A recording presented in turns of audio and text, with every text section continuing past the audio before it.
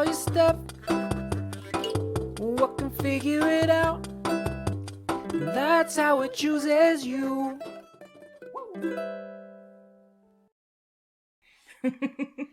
I'm Teresa Sparks. I'm Claire Patton. Yeah. This is It Chooses You. Yay! We talk about things we like. But here at the top, we're going to talk about Teresa's new part-time job, which is already exhausting, even though I'm only 2 days into it. Oh, no. Oh, my God. The thing that actually tires me out is having to relate to people. Right. And it's just full of that. Mm-hmm. So eventually it won't be. Eventually I'll be able to just handle my business and not have to talk to everyone and convince everyone I'm sane. That's how I view it. It's like you start work at a new place and it's up to you to get everyone on side. and then they'll leave you the fuck alone so you can do your job, but you have to touch in with everybody. So that part is tiring. That makes sense. Yeah. Yeah. And I will say you were working where I used to work, and so I know how it is. Yeah. And it's fine. It's totally fine. I'm just like, oh, this is my life now. And I was supposed to be part-time seasonal, and they handed me paperwork today to be full-time. And I was like, well, I can't say no because my dog is going to have like $6,000 of vet bills this year because he has an ultrasound and he probably has a tumor and, just all of those things. He'll be fine. He's a good boy. He's right there. He's chilling now. He's such a good boy. Yeah. It's all good, and it's good to make money. Money is useful. How many hours a week are you working? As of today, I didn't have a schedule. Okay. They're just like, can you come in tomorrow and finish your HR stuff? And I was like, yeah, sure. Can you just pay me $200 a week for 1 hour's worth of work, please? That would be ideal. Well, and I wondered, there's always the line, between putting effort into the thing that you want to be paying you. Hey, podcast, what's up? Versus the just needing cash in your goddamn hand this week. Yep. So there's always that walking that line. And my question for myself is always, am I going to be too tired to do the big thing because of the little immediate thing? And I read somewhere, someone said, the creative work you're supposed to do in the world, whatever your calling is actually too important to leave it to how you feel. It doesn't, and that for some reason resonates with me more than just saying, do the thing every day, inspiration is whatever. Right. I get that, and that makes sense intellectually, but the fact that it's too important to leave to that, it's like, oh, that's a different take, and that lands differently, and makes it clearer to me somehow. Anyway. Yeah. Well, and I would think, because of that, because you're an introvert and there's that exhausting relational piece of it at a job, that probably takes a toll on you in a way that it might not for someone else who is more extroverted. Yeah, introverts are the batteries that run your workplace. Right. And I wish more people recognize that. You do. Yeah. And other people I've worked with do. But I come home and I'm like, yes, I have been vampirized all day. And with no malintent. No bad intention, and everybody else is super sparked by it because interacting gives people some energy, rather. And that's great, and I'm happy. But then I have to leave, and please stop talking to me because I'm now at 10%. And if I don't plug myself in, I'm going to have to reboot entirely. This reminds me of one of my favorite Teresa anecdotes, which is, I'm sure you'll recall, and please correct me if I get any of the details wrong, but you were ill. You had a job that you showed up to every day and you were ill or maybe just really, really tired and you took the day off. And you had multiple people from your workplace who care about you who were texting and calling just to make sure you all were all right. Yeah. And I believe your words to me were, they don't know that their care for me is exhausting or something like that. Oh, I feel like it was more eloquent than that. Yeah. Do you remember? I don't remember the exact phrase because I come up with so many good ones, Claire. How can I possibly remember them all? How are you supposed to keep record? You need someone to follow you around and just record it all down. But yes, that is the sentiment. It's like, oh, are you okay? You asking me if I'm okay increases the not okayness. And I know you don't know that. And it's nothing about you personal, Carol, or whoever, But yes, please stop. Please, for the love of God, stop calling me. I'm fine. I just need to get away from people for a day. Yeah. So I'm just, dipping a toe back in that world and attempting to acclimate as quickly as possible. One good thing is it has made me very, very conscious of the foods I eat and how I have to take care of myself or things will go very, very wrong. So yeah, I think that's a positive thing. For sure. I think that's positive. I wanted to thank you for mentioning asking whether or not your memory of it was correct, because I actually listened to an old episode and I have to do a disclaimer. I listened to Teresa in Trouble because it's our most downloaded episode, and I was like, it's entirely possible that I'm wrong about every single one of the dates in this. It's entirely possible that every single event happened at a different time of my life than I thought it did, within a few years. It's not like something I said happened in elementary school actually happened in college, but I was like, oh yeah, I don't know if that's true. So I realized anything I say has to be, just don't take it as fact. Take it as personal mythology or personal folklore. Right. And it kind of belongs to everybody. I do feel like it's your story, so... Yeah. As long as I don't misrepresent someone else's intent, right, I'm cool not being factually accurate with anything that happened in my life. Well, and it's not like you were trying to not be factually accurate. That's right. You just have a shit memory for anything but the story, just like I do. It's yet another thing we have in common. Yeah. And one thing we frequently bond over, and one reason why we're such good friends. I don't really remember what happened this day, but it felt like this. The difference between accuracy and truth, Yeah. Right. Exactly. Yeah. Remember that day? No, not really, but I remember the feeling. Sure. Yeah. Yeah. It's really good to see you. It's good to see you. We're recording on a different day today, which is weird. Yeah. Because of your busy work schedule. That's right. Sorry. I know it's just as funny to you as it is to me. So yes, it's hysterical. I mean, working. Oh, capitalism. I have made an end of the year resolution. I think this is a good idea. I think we should start doing this, because a lot of times we just kind of give up until New Year's. When really right now is when we need a bit of sanity. So, needless to say, this year has been fucking madness. Yeah. 2020 can go fuck itself a million times over. So my end of the year resolution is to give myself a fucking break. Yeah, that's a good one. And by extension, give the people around me a fucking break.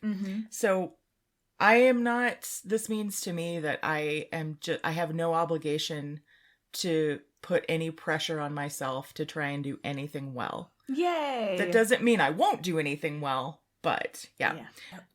All the scientific and medical experts are predicting a very, very bleak winter.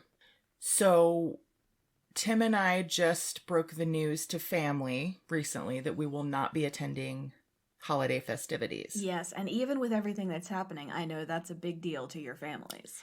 It is. And they handled it well. Oh, good. They said, we get it. Everything's fine. And I have to say, because the job I had previously was all about the holidays and it was the craziest time of year, and with family obligations, the holidays really felt like a bit of a beatdown to me these last few years, but I do love them. And so I'm actually really looking forward to having a quiet, simple holiday the way I want it.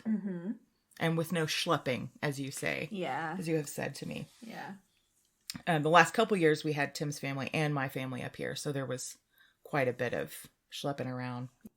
I just remember I would wake up on Thanksgiving and on Christmas and on New Year's, and I'd be like, oh, this is so great. I'm going to stay here and maybe I'll see people later.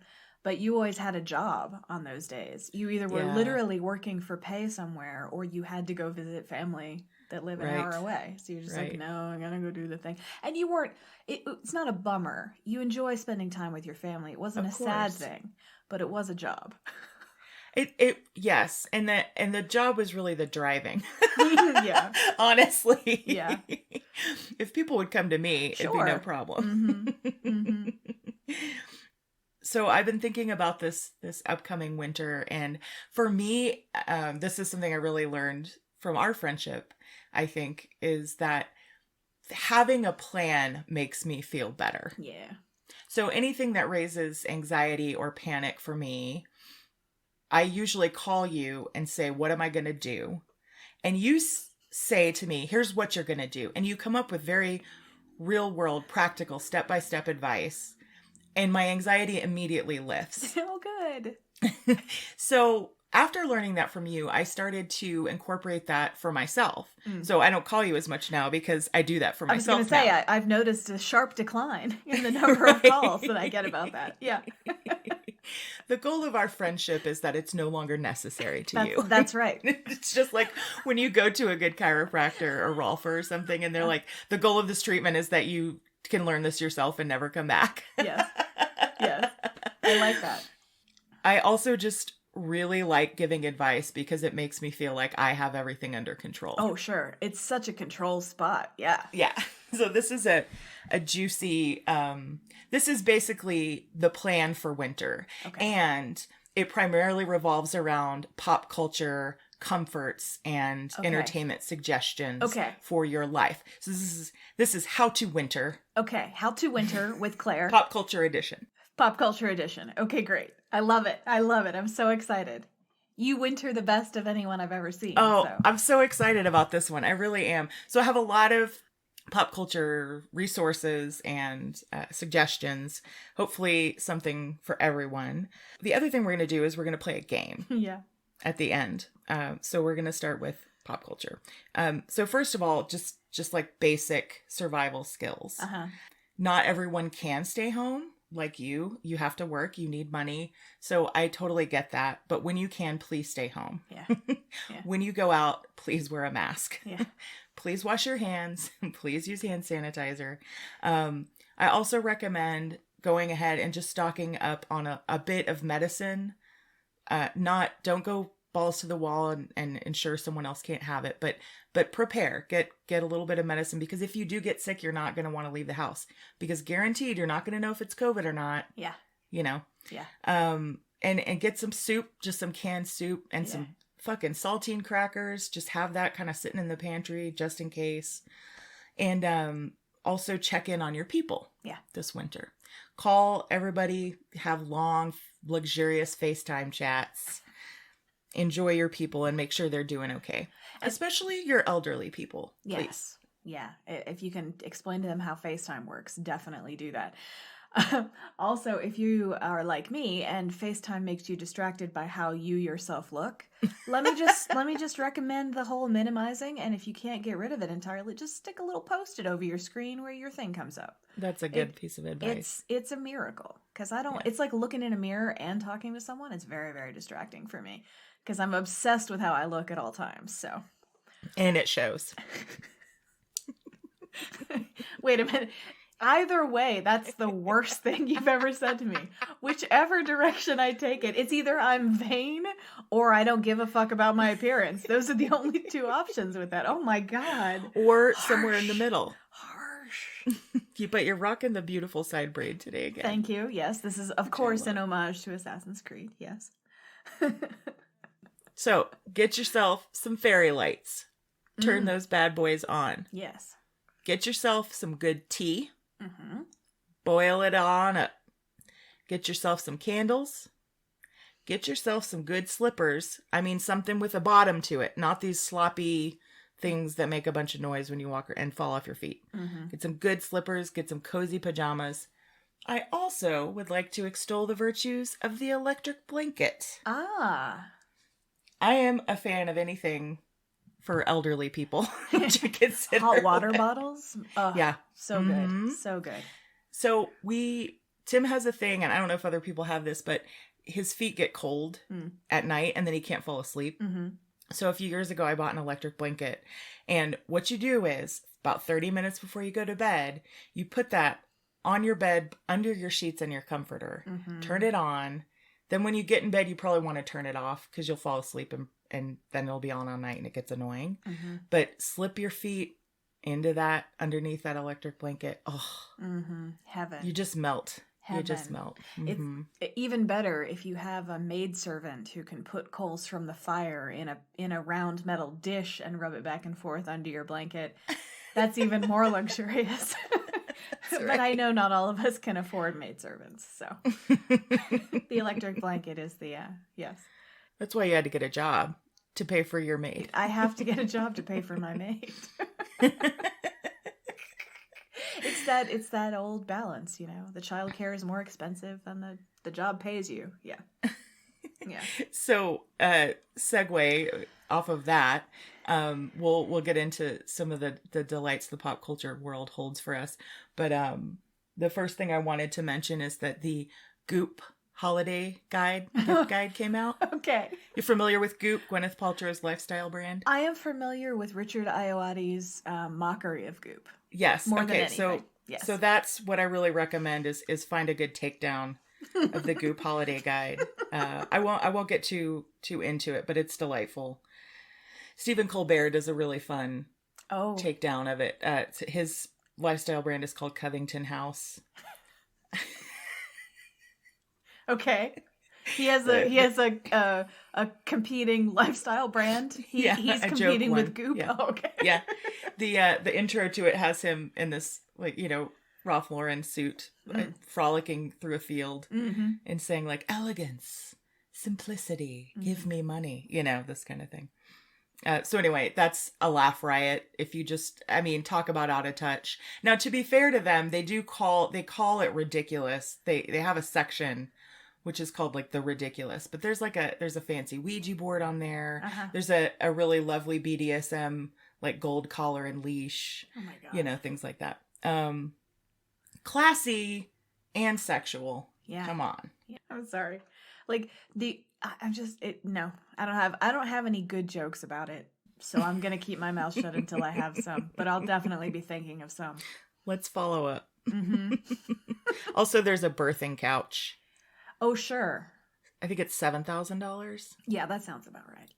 But it's $9,000 to clean. Is that you? That's a good one. That's a good one. I was proud of that one. Yeah, that's good. So let's start with board games. Okay. Board games are awesome. We like board games. We do. I just picked a couple of them. You're probably familiar, and feel free to jump in. Oh yes, I have many recommendations. But please just interject at any point. Okay. So the first one I thought of is Azul. Okay. I have not played Azul. Oh, so Azul is a board game for 2 to 4 players, and it's basically a tile and pattern making game. So you have a bag of tiles that are randomly chosen and set out, and then you choose them, and you're just trying to make patterns with them, and different patterns score differently. Yeah. It's very simple. It's an abstract game. There's no story, but it's very pretty. It's a light game, and it has a more traditional feel than a lot of the games out there, because we're into some kind of cool alternative games too. So yes, for the most part, the games we most enjoy cannot be found at big box stores. That's true. Yeah, this one is available pretty much everywhere. It's a good family game. Cool. Different age groups. The second one I would be remiss not mentioning is Pandemic. Oh yeah. Pandemic is super fun, even when there isn't a current one happening when you play it. Yeah. It's also widely available. It's a cooperative game where you and I believe it's also 2 to 4 players are working together to solve different outbreaks and pandemics all over the world. So you have different roles that you play, and you have to work together. So it's considered a cooperative game, which the discovery of cooperative games was pretty revolutionary for me, because I can be competitive, but I'm not always that way. The thing I learned that I didn't know when I was researching it is that Matt Leacock, the creator of the game, he developed the game when he realized that competitive games were harming his marriage with his wife. Oh, yeah. So he set out to make one where they could work together. Yeah. Well, and the thing is, the cooperative games often don't take competition out, because of course you're still fighting either the game mechanic, or you might be fighting another team. So if you really like competition, you can still have that, but then you also are part of a team that's competing. So you get both sides. Yeah. It's nice. It's better. Monopoly always bummed me out. Yeah. Yeah. It's like, this is terrible. My goal is to make you homeless? God. Okay. Yay, I have all this money and no friends. Okay. If you want to take a deep dive into the dark vestiges of capitalism, Yeah. God bless him. Monopoly is your game. Yeah. God bless him. So that's all I had for board games. Do you have any Well, thoughts or suggestions? Yeah, so you mentioned that Azul is an abstract game, and my favorite abstract game currently is called Concept. Mm-hmm. And it's essentially, it's a guessing game, and it's a team game, and you are presented with a concept, and you have to, via charades and placement of various objects on the board, communicate to your team what the concept is. Right. And so you can be super angular with it. So sometimes you'll be given just the idea of blue. And so it's like, Right. okay, so I'll do this. I'll put one thing on color. So we're in the color family. Color's important. I'll do something maybe on the water so that you understand, okay, so maybe that's going to help, etc. And it's a lot of fun if you like sort of abstract, thinking about how to communicate. If you like abstract games, it's a very, very good one. And the mechanics are really easy. You can pick it up really quick. Cool. But hard to do the hard ones. Yeah. Because how are you going to communicate Randy Quaid? The concept of Randy Quaid, how are you possibly going to communicate that? Was that seriously one? I think so, yeah. Just the idea of him. Yeah. That's pretty great. So yeah, it's pretty great. And we also play a game called Near and Far. That's it's competitive. It's not cooperative. And you play basically a mercenary who goes out and explores and tries to you fight bandits, and it's a board game, but it's also very fun. Near and Far is the one. Yeah. I should also mention that if you're wanting to bond with family who's far away and you're not visiting for the holidays, you can play a lot of board games through Steam, through the app Steam. And I think there are other resources. And a lot of games actually have online mechanisms so that you can play with family far away or friends or loved ones. I think another great board game that is available on Steam is called The Lords of Waterdeep. And that's a political intrigue game that takes a little bit of time to play, and it is very competitive. So this will destroy your marriage if you let it. But it's really fun and is available on Steam, so you can play it with people who don't live in your Zoomable area or whatever. Yeah, that's super, if you're a super nerd for board games, that one's really fun. I enjoy that. I played that with you, I think, the first time. So I have a few movies. I tried to mix this up a little bit and put things that were up for me, or things I had recently seen, or standards I sort of turn to for comfort, but also things that I'm excited about that I have not seen, because it can be fun to it can be helpful to anticipate and look forward to things when you're looking at a stretch of long dark winter. So on December 15th, the Christopher Nolan film Tenet is finally coming to homes across the nation. Okay. So this was the one that was released this summer in the theaters. It was supposed to be the big blockbuster. It was supposed to be the big, everybody's returning to normal. We're going to the theater. And it was a box office flop because pandemic. Yeah. The fact, not the board game. Yeah. Everybody's staying home and playing Pandemic. I don't know why. I hope there's some kind of calculus that people who keep those blockbuster statistics can do, so that movies that were unfortunately scheduled to be released in the theater this year are exempt from whatever the hell negative consequences there are on the people who wrote, directed, and produced it. Right, it's really not our fault, you guys. It really isn't our fault this time. Right. Well, and it's Christopher Nolan, so it's going to be cerebral. It's going to have really stunning visuals. It's about the attempts to prevent World War III, and it involves time travel. So there's probably going to be some aspects that are just out of your ability to understand as usual. And watching a Christopher Nolan film is like talking to someone who's just a bit smarter than you. Yeah. So there's probably going to be, an appropriate amount of pretension. That the protagonist of the film is called the protagonist. Sure. Sure. That's all we got. We can't name characters anymore. All we're doing is archetypes and tropes now. No specificity. But it's starring John David Washington, plays the protagonist. The listeners might know him from BlacKkKlansman. And Robert Pattinson and Kenneth Branagh are in it as well. Another thing that I've revisited lately is the film Easy A is on Netflix. It is. Yes, it is. And can I just say how much I love her family dynamic? Okay, that Yes. is the full reason I am recommending this movie. Emma Stone is playing Olive Pendergast, who's a high school student who gets caught in a lie about losing her virginity and then all of a sudden finds herself in the situation of having a reputation as a slut. And I'm not using that word, lightly, but that's slut shaming is happening in the film. It's a reality. Yeah. And so she sort of assumes that identity that's been thrust upon her and tries to use it for the public good, I guess is the way. But the entire reason I'm recommending the film is, yes, Stanley Tucci and Patricia Clarkson play her parents. Heavenly, both of them. Yes. I mean, really, you could just, it's a fine film. It's an entertaining, it's smart, it's quirky, it's slightly annoying at times, but you could really just watch the scenes with them. Yeah. Well, and I watched that movie and I thought, her family is the real story here. Like, all of this stuff that's happening at high school is entirely secondary to the awesomeness that is this family. And I imagined briefly, like, maybe it's possible that someone will write, like, their family story and it'll just be about them hanging out and, like, how her parents met and why they decided to adopt and all of this stuff, And wisely so, the film devotes a good amount of screen time. Yeah.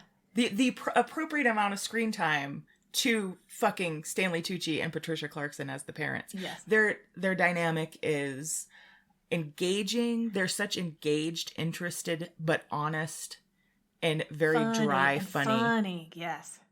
The other film I'd like to recommend, last I checked it was on Hulu, is Booksmart from 2019. You have recommended it to me before, and I mistakenly went and looked for a movie called The Bookseller, which is not the same thing. And I was like, Claire recommended this? Like, this is what she was so on about? I mean, I'm sure it's a fine movie, but it was just so contrary to what I expected. So Booksmart, I have also taken that onto my recommendations list. It's an Olivia Wilde film. Oh, she's a wonderful director. She's so smart. It stars Beanie Feldstein and Caitlin Dever as best friends. And they're super achievers. And they get to the last day of high school, so their graduation's the next day, and they kind of go, oh shit, we've never partied. We don't have friendships outside of this circle, and and so they decide that their last night of high school they're gonna fucking party. Yeah. And so it's definitely that one night, one last shot, but it's really intelligent film. It does justice to its characters. There's lots of really riveting teenage heartbreak, and it's fucking hilarious, and it's vulnerable, and it has a killer soundtrack. All right. Highly recommended. Booksmart. Okay. I'm excited. During my next free time, that will be what I watch. Because, the teen drama. Well, I've been all about the limited series lately. I love the limited series because it has all the depth and texture of a really good series, but with a concrete ending. Yeah. So you can, if it's one season of a limited series, you can really you have space to create a compelling arc, and then final, you're not fucking hooked in for God knows how many seasons. Yeah. Well, and we all know that a story has a beginning, a middle, and an end. And so many television series just go on and on and on and on, and you get fake endings in there, and then it starts up again, and we understand the economic engine behind why that's true, but limited series, I think, are more faithful to good storytelling. Yeah. So I think all of my television recommendations are limited series. The first one I watched because you recommended it, which is The Queen's Gambit on Netflix. Yeah, it's a good one. You finished it, right? Oh yeah, I watched it twice. Yeah. So it's Anya Taylor-Joy playing Beth Harmon, who's a fictional chess prodigy, and it follows her as her career sort of skyrockets, and she's struggling with addictions and complex relationships. Anya Taylor-Joy has this really magnetic presence on screen. Her character's pretty quiet, but she has this intense but roving gaze. Yeah, she's all eyes, that one. Yeah. And it's visually a beautiful series, set in the 50s and 60s, I think, mostly. Beautiful costumes, very Mrs. Maisel, beautiful set dressings, you know. Yeah. And I just found it to be a really satisfying series. Yeah. The final episode made me cry from joy about 5 or 6 times. Yes. You know, so Yeah. it was just nice. I haven't fully unpacked the male-female relationship pieces of that. And what the sort of final scene, the final joyful scene, it's very interesting. I don't want to spoil anything, but I do definitely recommend it. And also, you'll have a moment, I hope you do, because I did, and I'd like to think I'm not alone. You'll have a moment where you're watching somebody and you'll be like, I know that guy. Who is that guy? Who is he? Who is that guy? And so it happened twice in this. And the first time, it was fucking Dudley Dursley. Okay? That's the first Wait, who was he? Harry Beltic. Oh, really? Is the I kid didn't who know played that. Dudley Dursley. Yeah. Oh, wow. I wish I knew his name. Sorry, I don't. We should look it up. Yeah. He's very good. He's a very good actor. I was like, who is that? I know. And then I was like, oh my God. And then the second one was not as hard a find because he's been on TV more recently. But the kid who plays Jojen Reed in Game of Thrones is also in it. So Yeah. Yeah.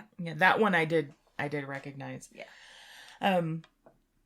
So recommend The Queen's Gambit. Also watched another limited series this weekend on Netflix called Dash and Lily. Very different from The Queen's Gambit. It's a holiday series, limited series. Okay. Dash and Lily are both teenagers. It's set in the fantasy world that is New York City at Christmas time. That's right. Yep. Fantasy landscape.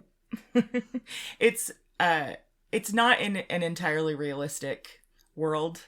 This is definitely the escapism fantasy, realm we're talking about. The teens completely talk and act like adults. Yeah. So the premise is, it's a cozy series. It stars Austin Abrams as Dash and the charismatic and quirky Midori Francis as Lily.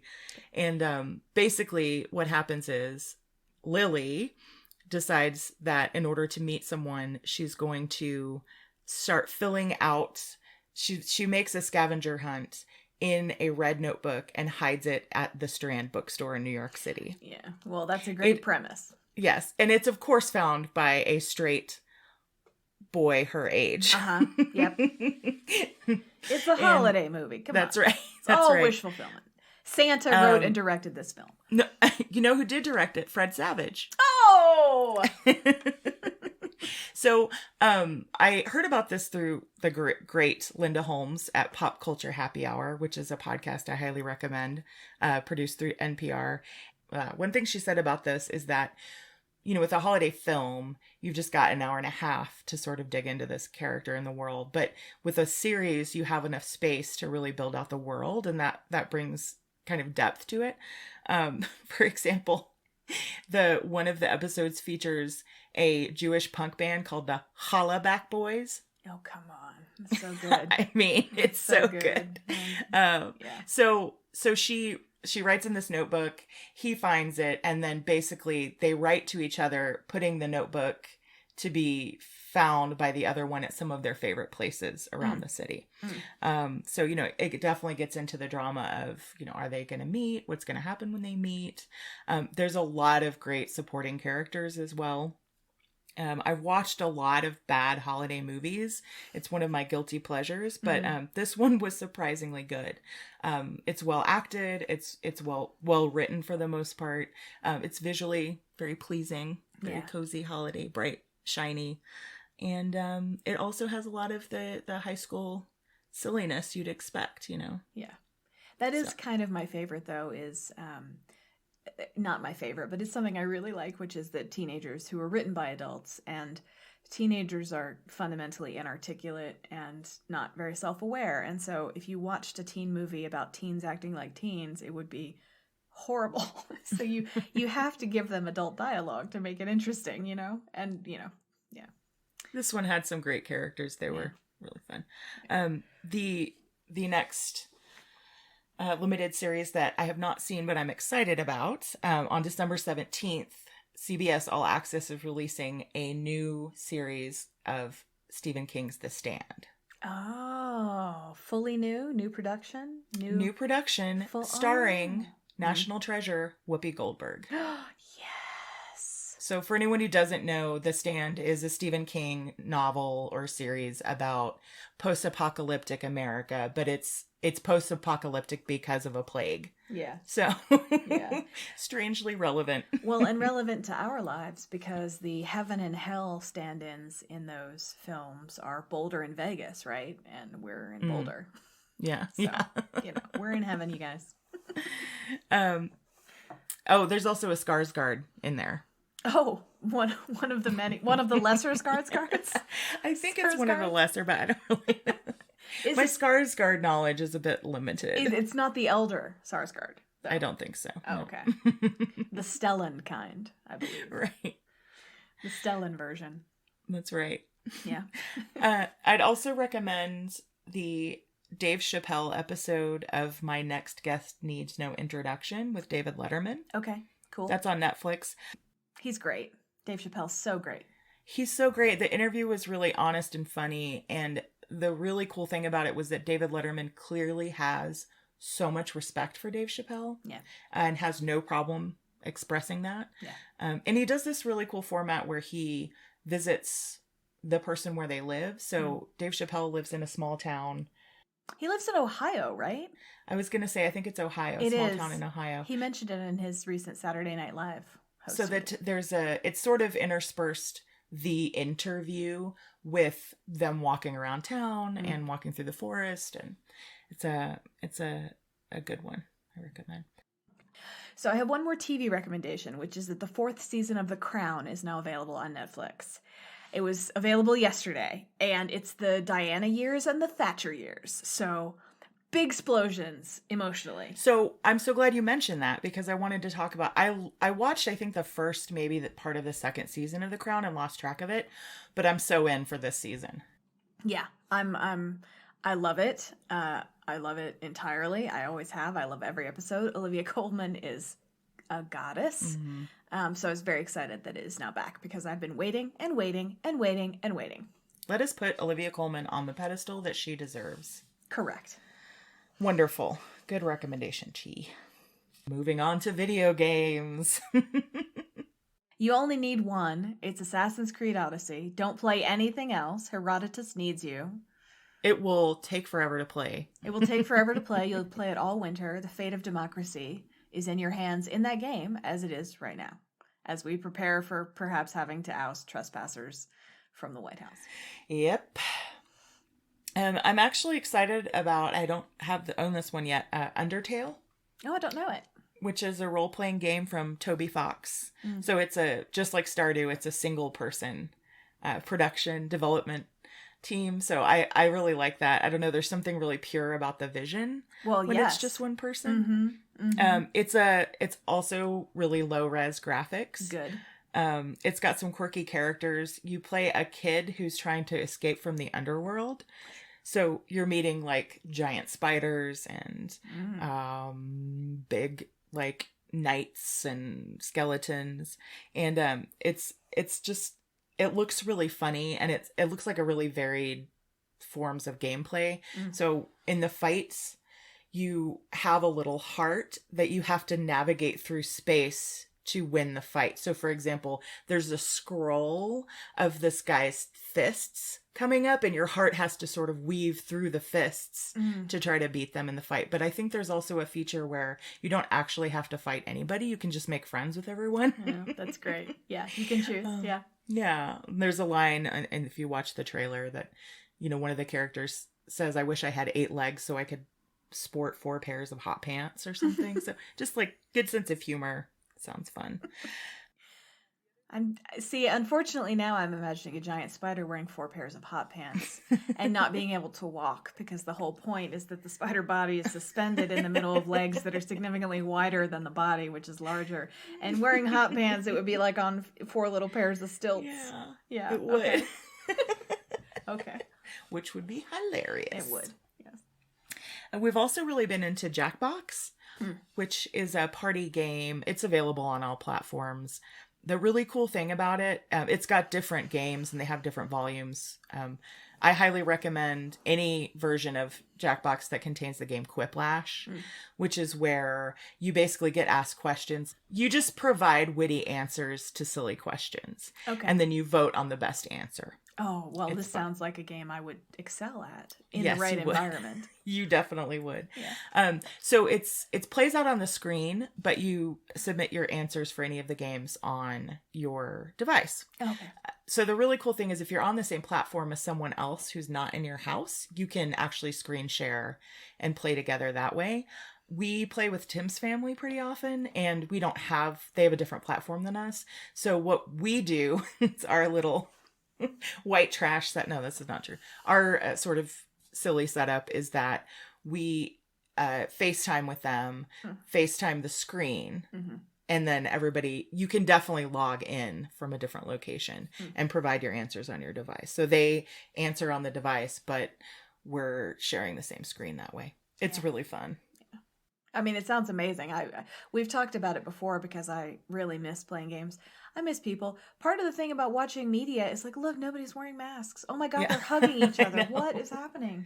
How are they standing closer than 6 feet? That's so dangerous. They're all in That's this right. tiny space. That's right. Yeah. So I forget where I was going with that. Something. I want to play games with you, I think, is the end of that sentence. Yeah. Yeah. I do have a podcast recommendation besides Pop Culture Happy Hour, which you all should be listening to. It's Home Cooking. It's with Samin Nosrat and Rishi K. Herway. Okay. I love her. Samin Nosrat is salt, fat, acid, heat, right? Yes, she is. She's really wonderful and joyful cooking personality and chef. I remember when my cousin bought her book, I thought, oh, well, this is a book for people who don't know how to cook as well as I do. Then I read her book and it completely changed my cooking life. My game Change the game. tight. Yeah. Because of her. So she's wonderful. She's very approachable and kind and forgiving, but she's not with Rishi. So they have a very lovingly aggressive relationship with each other. That is a good kind of relationship to have. Yes. And it's the two of them talking about cooking and mainly answering listener questions about cooking. So it's everything from, oh my gosh, I have all this broccoli. How am I going to use it up? To the last episode, there was a woman who could not eat any food that crunches for a month because of dental surgery. No crunchy food for a month. That's right. I know, it's horrible. It's a shortcut to depression. Another bowl of oatmeal. That's right. Or, sometimes it's couples who have different dietary restrictions, and so they're looking for something they can both enjoy. It's delightful. All right. What's it called again? It's called Home Cooking. Home cooking. Okay. They started it as a 4-part series, but now I think they're on episode 10 or 11. Yeah, nice. They really started it because of the quarantine. But it's really great. If you're not interested in cooking, then just listen to it because it's very comforting and fun to listen to. But if you're sort of feeling quarantine cooking fatigue, it might inject a new life in your approach to your food. One comforting thing I've been watching on YouTube is videos of Korean street food being made. Oh, isn't that wonderful? I love that. Yeah. There's one that's fruit, and it's just so precise and smooth and clean, and the knife is so sharp and nothing is hard. It's all, and then it's beautifully packaged and presented, and yes, it's all pre-quarantine too, so people are standing really close to each other. And there's a guy named Yummy Boy whose videos I watch a lot, but really just search for Korean street food. Yeah. It's really comforting. There's usually only people talking in the background. Like, no one's explaining anything to you. And it's just comforting to watch someone very methodically make something that they've probably made a million times. Yeah. Yeah. watching professionals at work is sort of a subcategory of my YouTube Yeah. watching life, and it's all things. It's food, it's construction, it's Mhm. I watched a man fit a piece of tile around an uneven wall, and he used a method I'd never seen, and it's the only method you should possibly use. And he was showing his boss, and his boss was like, "Do it again," and filmed him. And he's just like, "Tick, tick, tick, tick, tick." And I was like, "Oh, professionals, like solving problems. Yeah, And mastery is Yes. is a really comforting thing to watch. yeah, Like, life may be a mess, but somewhere out there, someone's good at something. Just show me people who are good at things. I need to That's watch right. people excel. Yeah. And speaking of people who are good at things, I know you know this one, but I'd also like to recommend Bernadette Banner's YouTube channel. Oh my God, that lady. She makes historically accurate clothing and costumes, and she's delightfully persnickety about, the seam length and fabric weight and, whether something's worsted well or not. Yes. She also is very clear about the environmental impacts of fast fashion and why she is adamantly opposed to our current fabric and clothing manufacturing processes. I mean, she's great. She's incredibly talented and incredibly dedicated to doing things in an authentic way. Yeah. Yeah, she did one where she washed her hair like an Edwardian does, which is basically in egg whites somehow. And she was like, "Well, this is what they say to do, so here's what we're going to do." How did that go? She made an Edwardian hairstyle after because she had a bunch of fucking egg white in her hair. Is how it went.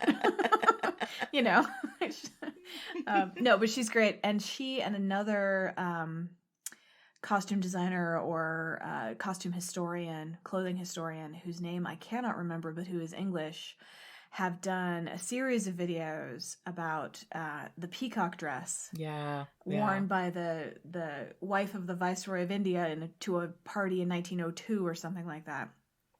And I recommend you watch every video they've shot about it because their take on it adjusts as they move through it. Oh, really? And I'm not caught up to date. I've seen a few of them. Yeah, you're watching them learn not only about the techniques used to bead this amazing dress, but also sort of, the amount of labor it took and what that meant for the people who had been colonized, and so it's really good on a lot of levels. It's good for fashion historians because it's a gorgeous dress. And also for people who like the technical side of those sorts of very labor-intensive garments. And also for people who are interested in equity. Yeah, they're great. Yep. I don't know if you've read this book, but I feel like you might have. My first book recommendation is The Elegance of the Hedgehog by Muriel Barbary. I am surprised you don't remember that I've read this book because I talked about it nonstop for 3 months afterward and literally would just cry whenever I would talk about it. And even better, I loaned it to a friend who wanted a book recommendation, and she talked to me later and she said, "Yeah, I read it, but nothing really happens. It's just about her living her life." No, yeah, that's exactly what I did. I was like, "What the fuck? Nothing happens." She just goes about her life, and then a thing happens, and then another thing happens. And I was like, so you're not interested in learning about someone else's rich interior life and all the things they know and how they approach the world through the knowledge they've acquired and their emotional availability to different topics. And people who don't like that book are questionable people. That's my point. Yeah. Well, it's really interesting because my discovery of this book happened in a weird way, a really unique way for me, which is I walked into the Boulder bookstore downtown and I saw it there and I bought it. And I never do that. Wow. I never do that. Yeah. And discovered just this complete gem of a book. So just to let people know and jump in here at any point, because I haven't read it in a while. It's about Renee Michel, who's a building concierge in Paris, a very hoity-toity building. And she has these... One of the most delightful things about the book is that she has these hidden depths. So she puts off this facade, like she turns on her television to like trashy TV and like pretends to eat really crap food. And then in her back room of her apartment, she's noshing on incredibly exquisite food and listening to opera. So there's lovely passages about food and film and art in there, and it's a really smart but honest and emotional story, which is a combo that is just dangerously enticing for me. Yeah. Yeah. I did have one quote from the book that I really liked and find relatable, which is, "To be poor, ugly, and moreover intelligent condemns one in our society to a dark and disillusioned life, a condition one ought to accept at an early age." Yes. There it is. That's right. Uh-huh. Oh. Mine also didn't do this intentionally, but I have a couple of young adult fantasy novels to recommend. Okay. The first one is called Ilatsoe, which is a fantasy book by Darcy Little Badger. It's about a young woman named Ellie. She's Lipan Apache, and she's from this lineage of ghost raisers who can summon and get the help of the dead. But she's investigating the murder of her cousin. And it's a really cool version of reality. So it's set mostly it's set in Texas, but there are fairies are real, vampires are real, and it looks, in terms of social injustice, it looks very much like our world. But then there's this fantasy element injected into it and used in this way that the social justice piece is just perfectly integrated into the plot of the book. So I'm very excited to read it. She's been talking about this book for weeks. Yeah. So I'm very excited to read it. Yeah. Yeah. Highly recommended. Also, another YA fantasy is Children of Blood and Bone. I have that book, but I haven't read it yet. Okay, cool. Nigerian author Tomi Adeyemi. It's a really sort of epic, sweeping story of this character named Zele, who's trying to restore magic to her world, but there's a ruling class of oppressors that have sort of outlawed magic. And so, of course, the oppressive class, they don't have magic.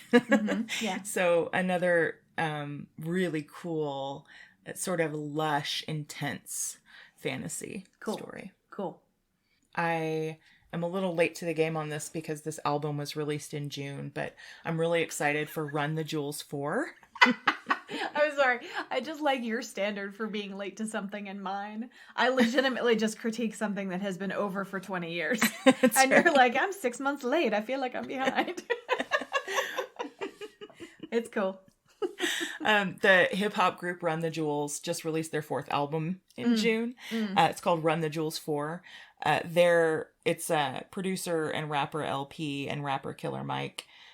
They do this really cool thing, which is they offer free downloads of the albums on their website, every album they've ever done.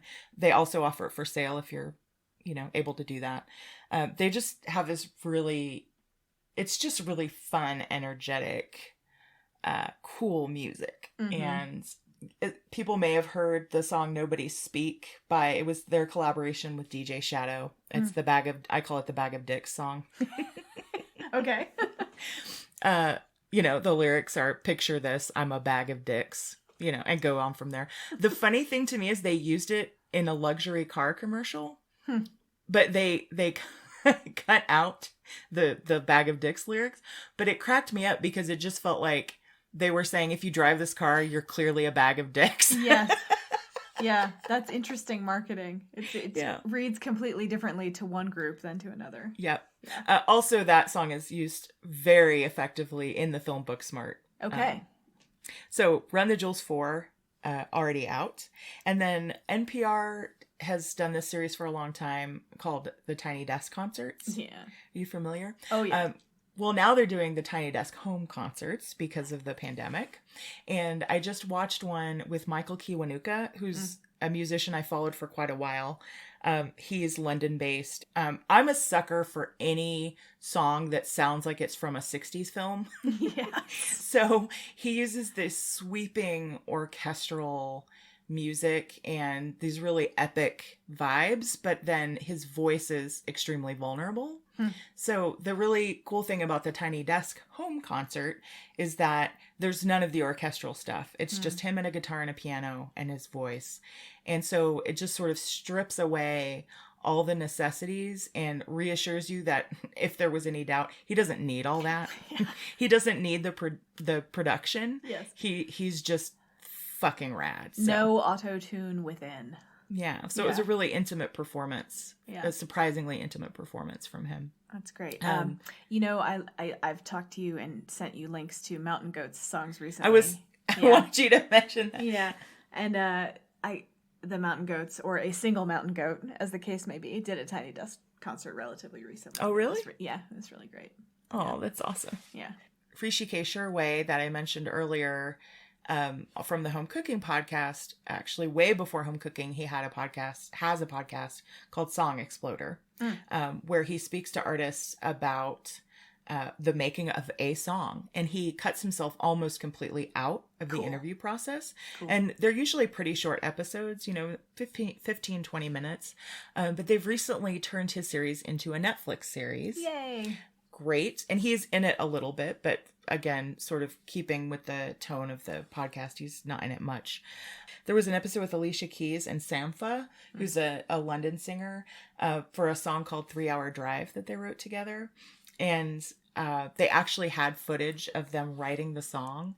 And so it's this really cool journey because they thought they knew what it was, and then it became this other thing.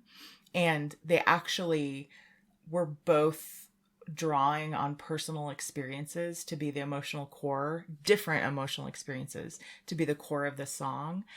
So it was a really surprising and heartfelt journey to watch how that song got made. That's cool. I love that. And there's tons of them. There's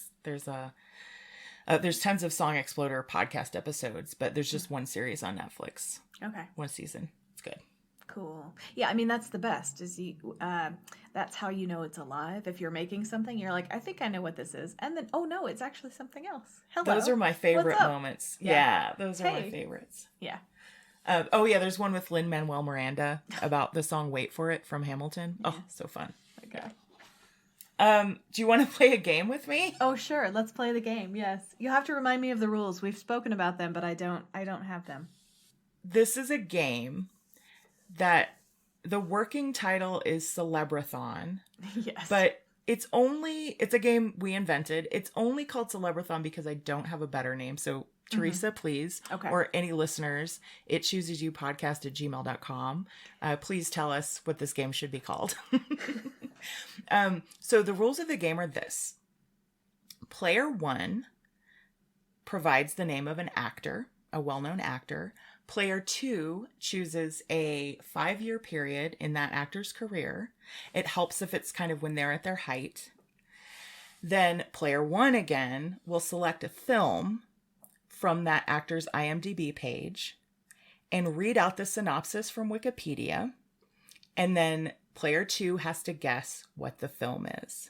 Yeah. So when you read the Wikipedia description, you have to cut out any identifiers that might give it away. So it's just about the plot. Now, so theoretically, the goal is for player 2 to guess the film. Mm-hmm.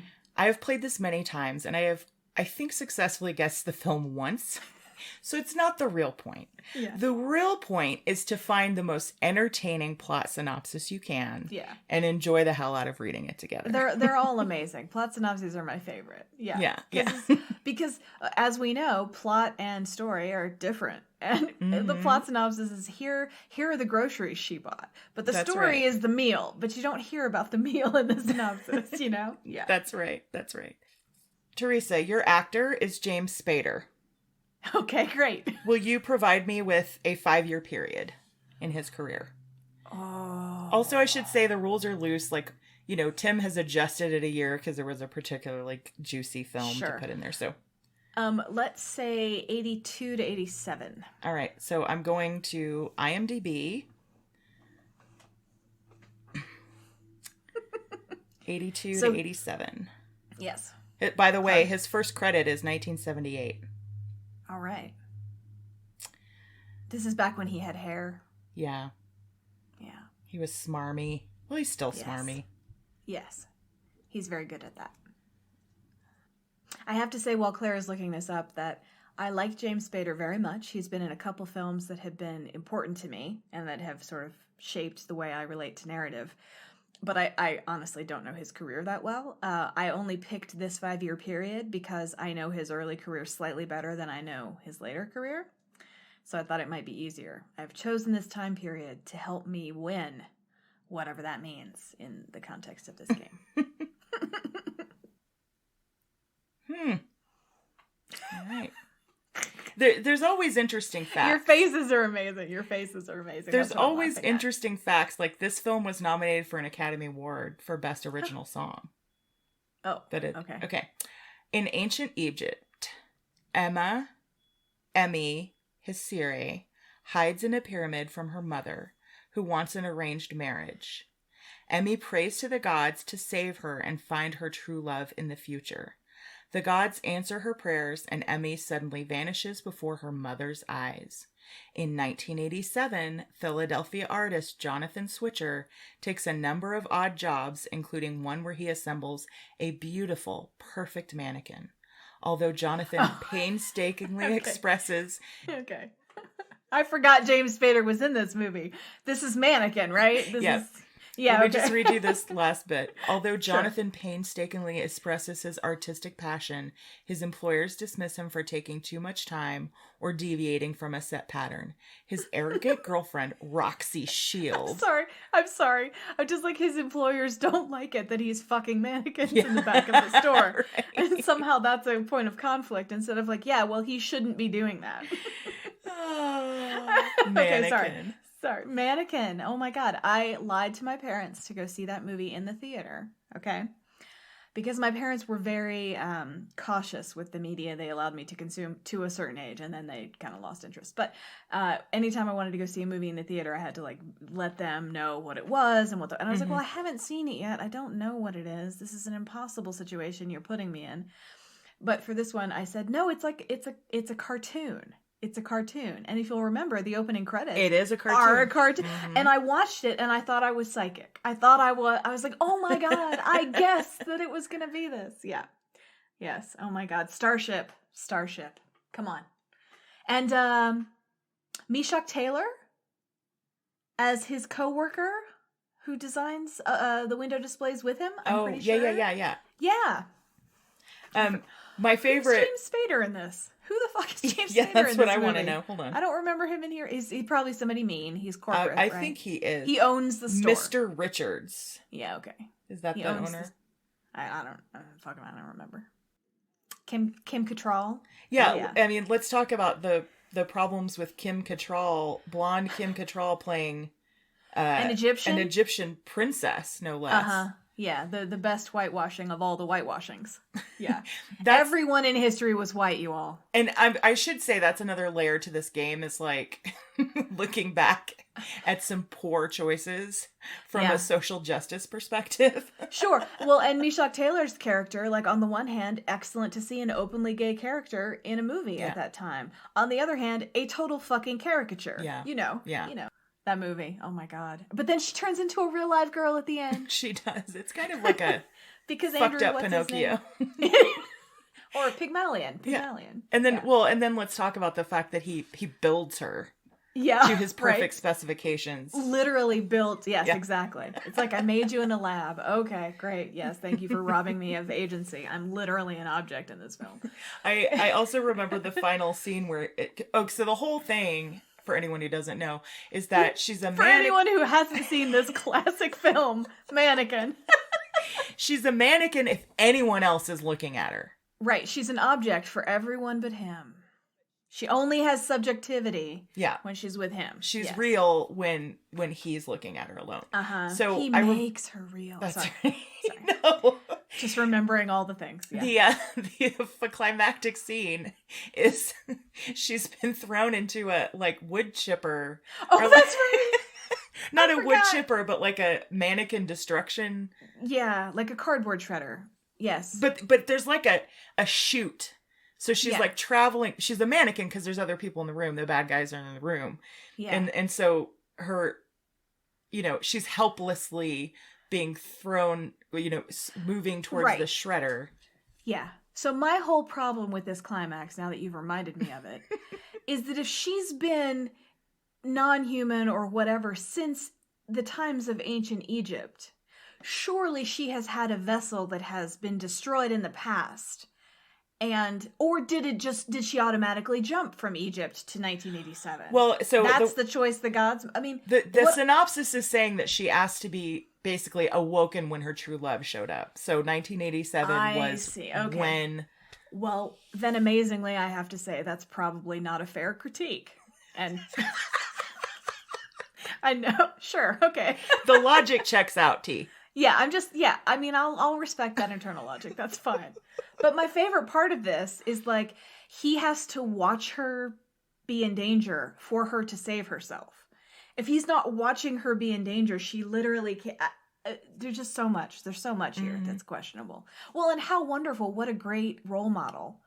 I'll just be still. I'm only real for you. I'm just saying it was very hard to identify with any female character in an 80s movie. Well, that's all I'm saying. And not to mention that there's quite a bit of kink shaming. So there's a lot of jokes. Oh, right. If anyone else is looking, he's with a mannequin, right? So there's like him on his motorcycle with the mannequin, or him futzing around with her, and then someone walks into the room and it's him and a mannequin, like, right? So nibbling the mannequin's ear. Yeah. And I have no problem with that kink, but doing it at work is another thing. Right. Well, that's true. Yeah. Like, sure, he can do whatever he wants. He's not hurting anyone. It's a mannequin. And if she is real, I mean, good for him. No problem. But, like, I'm stalking this department store, and I'm in the back getting sweaters to put out, and there's one of my coworkers with his pants down fucking a mannequin. That's a problem for different reasons than kink. That's true. Good point. I need to have the option not to watch you fuck a mannequin.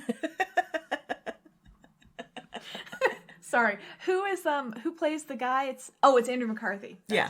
Andrew McCarthy is the protagonist. It's before he got his teeth fixed, I think. Oh. Is this before he got his teeth fixed? He had braces at some point. It might be. I don't know. Yeah.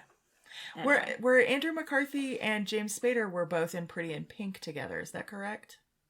I don't remember James Spader in Pretty in Pink. Oh, he was John Blaine. Pryor. Oh, he was the baddie. Mean kid. Course. Yeah. God, he was so gorgeous and mean.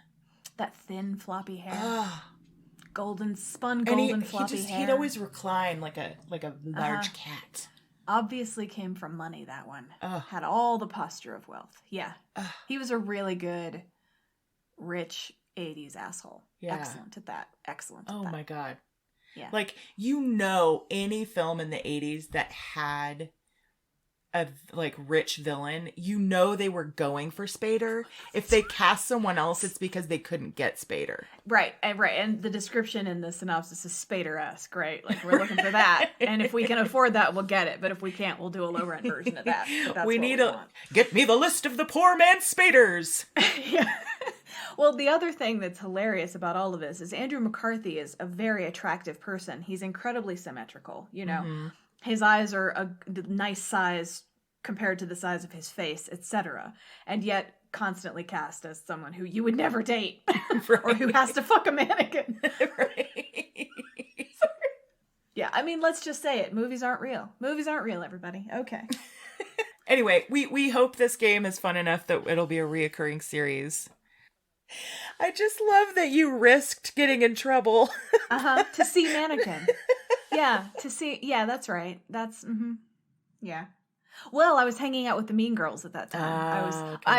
I should probably stop distancing myself. I was a mean girl at that time. So, yeah, that's not cool. Pretending I didn't do those things. Yeah, and they wanted to see it. And I was like, well, I need to be popular, so I have to go and see this movie. Let me lie to my parents. I mean, I used up all of this capital I had all this social capital I had with my parents to do nonsense like see mannequin in the theater. Oh God. Well, the other great thing about this game though is that it's one of those things that, like, what are we going to do tonight? Should we keep drinking? Right. Like, is there a movie we can watch? Maybe we want to interact with one another and have a conversation. This is a framework to do that. Yeah. This is a framework for conversation with the loved ones you are allowed to touch and hang out with and see. That's true. Thank you for saying that. Yeah, we usually play at the end of the night. Yeah. When we're sort of not quite ready for bed, but we've had our glut of entertainment for the day. So we have to entertain each other. I'm so excited. Mostly I'm excited because it's a more randomized way of getting to movies I want to do this with anyway. Right. And I'm excited about the potential for me to manipulate the system to make you pick certain Yeah, movies. yeah, exactly. So, yeah. Do you have any suggested names for this game, or will you think about it? I will think about it. I don't like Celebrathon. There needs to be something about the time period and the plot. I'll think about it. Okay. It's sort of a you know. It works. Celebrathon works. Yeah. Yeah. Okay, cool. I'll give it some thought. Thank you so much for all of the amazing recommendations you have provided today. I feel like if I didn't have a huge amount of schoolwork to accomplish between now and Thursday, that I would just spend all of my time watching television. That's right. So thanks. You're welcome. Well, it's such a good way to spend time. Yeah. Thank you, everybody, for listening. We will be back next week with a new episode. Yarp.